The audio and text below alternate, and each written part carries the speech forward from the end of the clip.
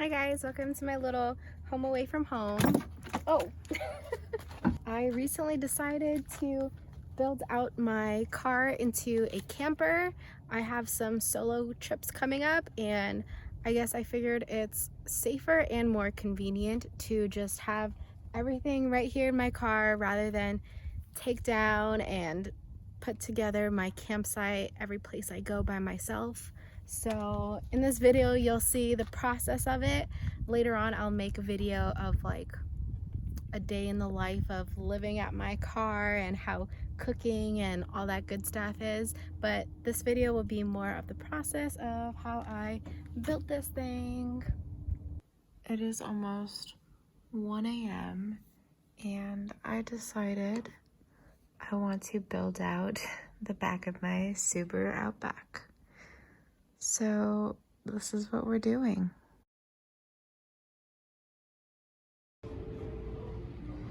Alright, I'm at Lowe's and I got my plywood and someone helped me cut it up.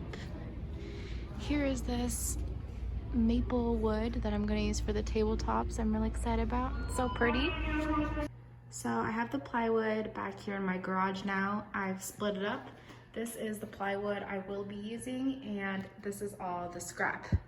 So as you can tell, I do have a lot of leftover plywood. The reason for that is I got different types of plywood, different thickness depending if it's going to be used for the bed or the side table. And that's because I don't want it to get too heavy since it's just going to be me lifting it. But for someone who doesn't mind that and wants to be more efficient, you can just get a 3/4 inch plywood and therefore you don't need so much scrap and leftover cuttings.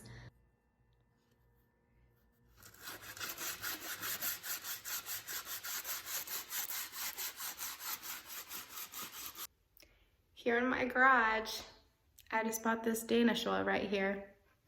So I decided I wanted to do a protective coat over my wood, especially the area that's going to be used as the tabletop. So after some research, I decided to go with Danish oil because it is a blend of oil, obviously, which will help bring out the natural colors of the wood. And it is also, there's also varnish in it, which will penetrate and coat the wood as a protective layer against weather elements, scratches, stuff like that.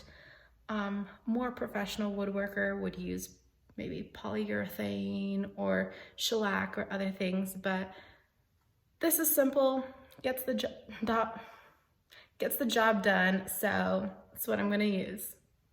All right, so the day is here for doing the actual drilling of holes. Why am I in these Hunter S. Thompson sunglasses, you may ask? Well, I was going to wear these goggles I have from Burning Man, but it's 90 degrees or more in my garage. I'm already wearing this jacket so I don't get splinters on my arms. The goggles were just getting too foggy, so this is what we're working with. Yes, I'm sweating, but on this box it says no pre-drilling, so we might skip that portion. This is kind of some thick wood, so let's see if they can stick to their word and I can just screw drive these right in, because that would be really cool.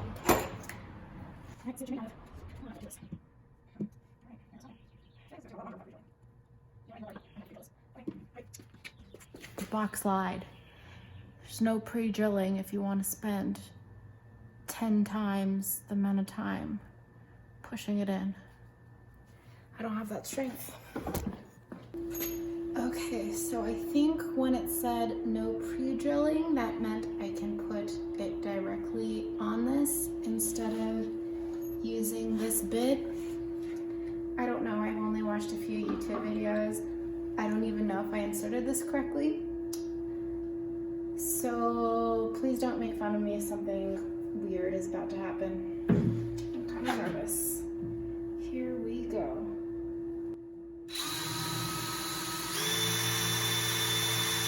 One eternity later. I don't understand.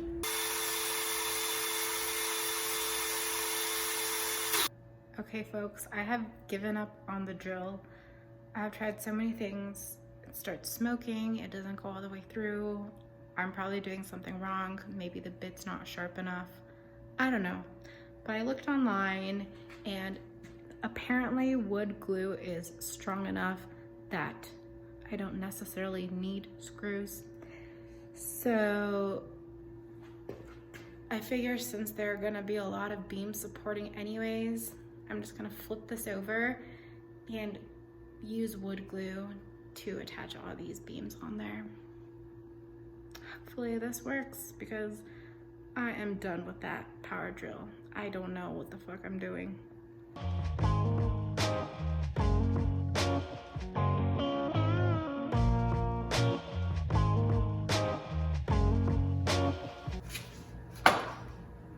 Hello guys. So I secured all these legs in with the wood glue. Super sturdy. But then I went to go glue the table section and I realized the plywood for the table is way too thin to glue it. It would not have stayed still. So I ended up having to figure out the drill again and I got it. Look how great I did. Honestly, I should make this into a profession. Beautiful. I don't even know if that does anything. But yeah, so if you're curious what I was doing wrong with this drill power tool, as you can see here, there is the forward and backwards. So I thought the one that's sticking out is the direction it's going. Turns out if you want it to go in that direction, it has to be pushed in. So the whole time I was using all this force and doing it in reverse, which is why there's so much friction and smoke coming out without the nail actually going in. But yeah. So now that the wood glue has dried for 24 hours, I am going to secure these in with the screws.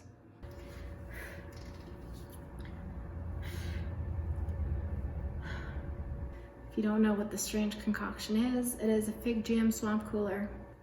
If you know, you know. So here's how we do this.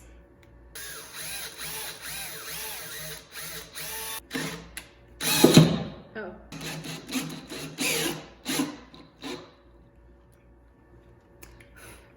Okay, so remember this horrible screw job I did earlier?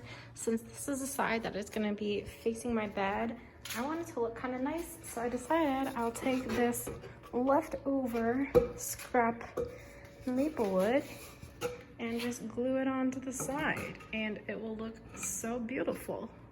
Wow.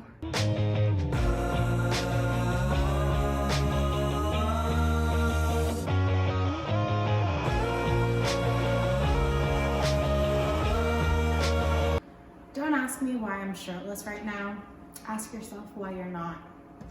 And yes, I have gotten a little chubby in the last few months thanks to my hormones and coronavirus, but I don't care, so neither should you. All right, so we are going to lift this lid portion where the cooler will go.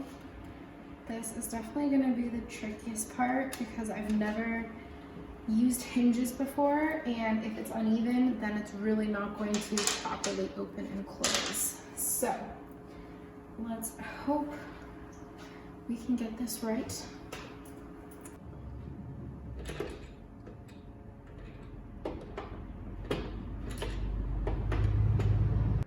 Look, I did it. Here is my little flap. We have the hinges right here, and I glued a smaller piece of maple wood onto the flap because since it's really thin, these screws would have gone straight through it. It even still is poking out a tiny bit, which sucks, but at least there's no sharp things popping out. And as you can see, I had to move the corner things to the side to have more support and up a little, so it's lifting off the top, so that way it lays flat down. Since last time, the only difference is I added this front part to the table. So I painted the plywood, added a knob, this magnet latch. It's on the side because this part's too thin. I don't want the nails to go through. And these hinges, and it perfectly covers this shit job I did on the side too. And also hides all the contents of the stuff I have in my car. So as you can see, I already have the bed platform in and it fits perfect. Like I said, I split it into 2 parts so it'll be easier for me to put in and out myself. But this is also, I measured it in a way that the cooler would fit perfectly under, but also it lines up exactly with the back seats. So if I ever have a 3rd passenger, I can just lay this on top of here and pull up that seat. Let's see how easy it is for me to put this in myself.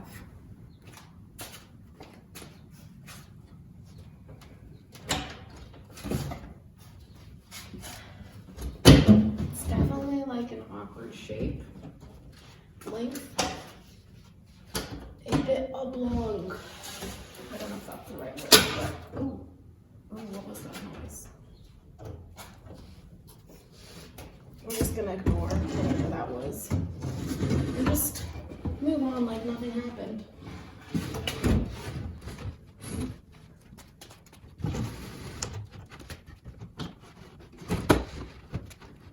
Great stuff.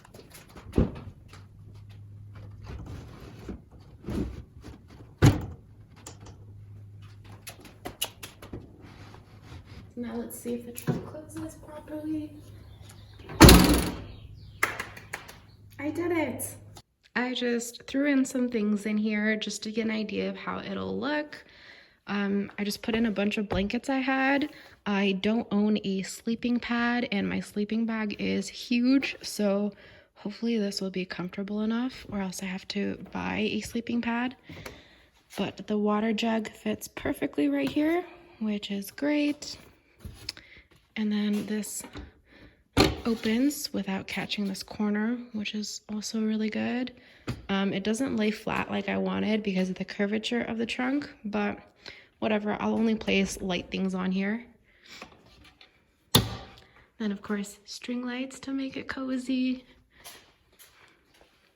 Here is the cooler, and if you're wondering why there's this furry thing on it, that's because I didn't like when the door's closed. You can see the contents of my car through the window.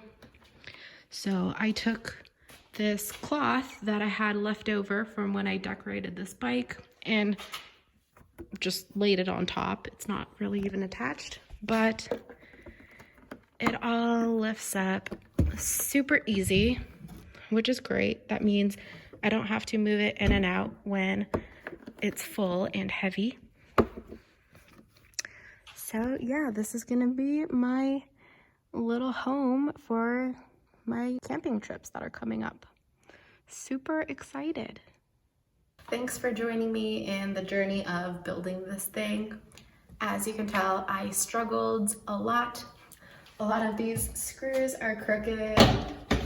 There are splits in the wood. But you know what? From the outside, you wouldn't be able to tell. And it's pretty damn sturdy if you ask me. So that just goes to show if I can do it, anyone can do it. In total, it probably costs just over $100. I'll do the math and add it right here. I was able to borrow someone's power tool, and the camping gear I had accumulated over the years. I realized a lot of the gear itself is what's going to be expensive. For example, my Yeti cooler was a big investment, but I had a cheap $20 Coleman cooler for years that did fine. But yeah, if you already have a lot of camping gear and you have access to someone's power drill, then you can easily make this yourself for even cheaper than I did, because like I said, I bought different types of plywood, whereas you could just get 1 or 2. So if you enjoyed this video, please like it, subscribe to my channel, and I will be posting videos of my upcoming road trips. Bye!